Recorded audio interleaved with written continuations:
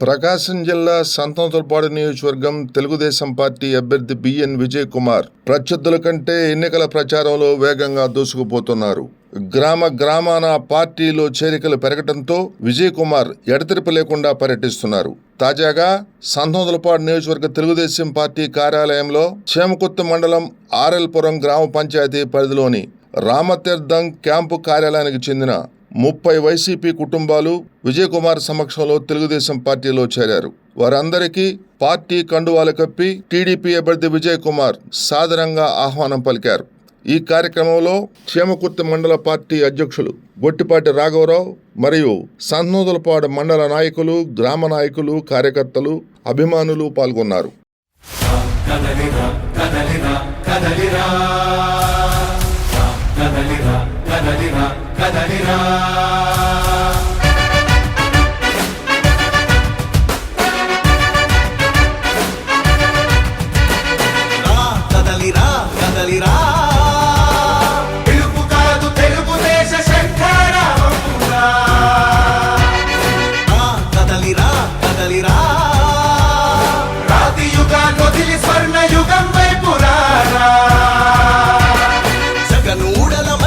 మన మెడలెక్కి కూర్చుంది, చుట్టూ ఉన్న ఎవ్వరిని బతకనివ్వదే అది.